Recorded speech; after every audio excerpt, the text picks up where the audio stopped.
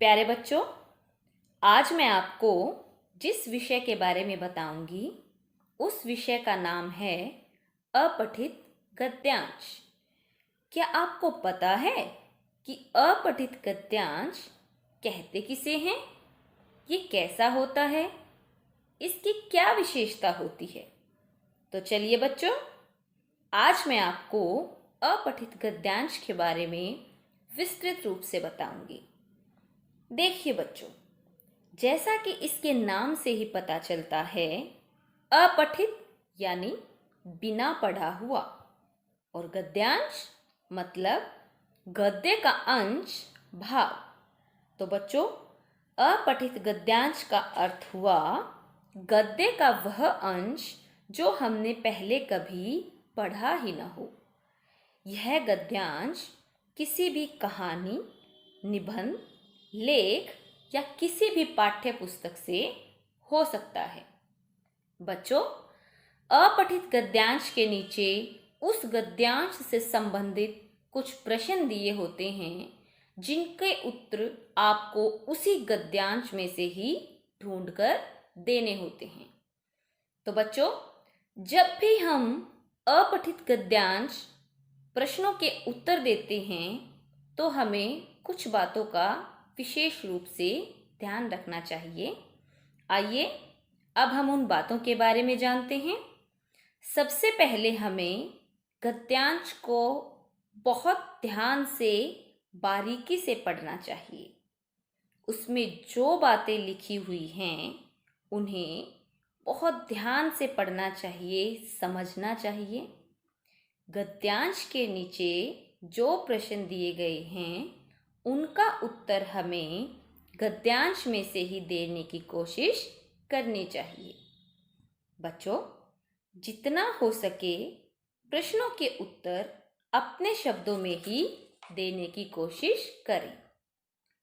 यदि आपको प्रश्नों के उत्तर के विकल्प दे रखे हैं, ऑप्शन दे रखे हैं, तो ध्यानपूर्वक गद्यांश के आधार पर ही सही विकल्प को चुनें और निशान लगाएं। और अगर बच्चों आपसे उस गद्यांश का शीर्षक पूछा जाता है तो ध्यान रखना कि उस गद्यांश का जो मूल भाव होता है या जिस विषय, जिस बारे में उस गद्यांश में बताया गया होता है, वही उस गद्यांश का शीर्षक होता है।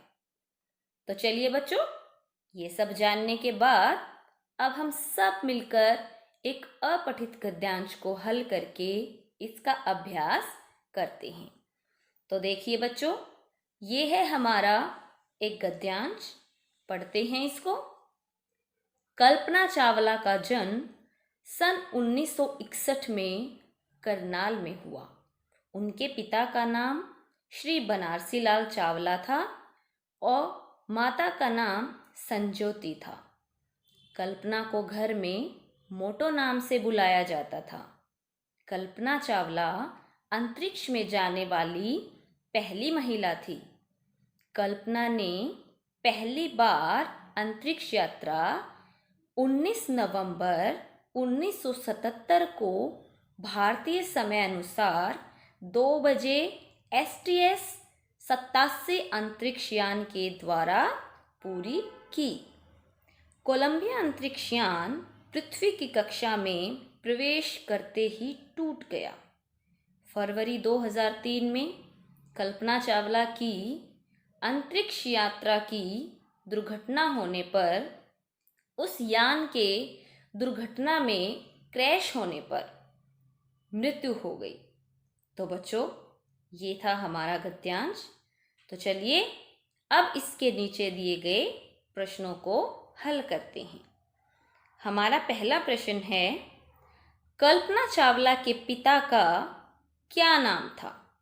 इसमें आपके 4 विकल्प दिए हुए हैं।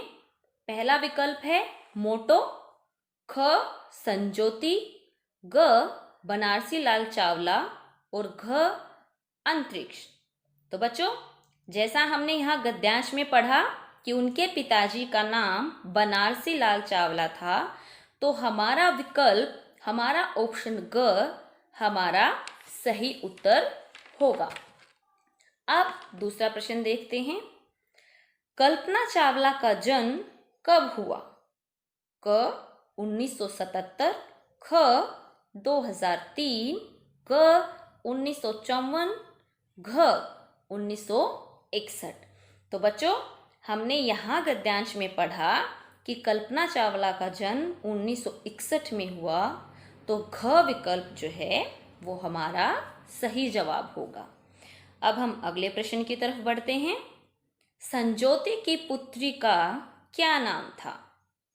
और आपके विकल्प हैं क पृथ्वी, ख एसटीएस, ग यान, घ कल्पना चावला।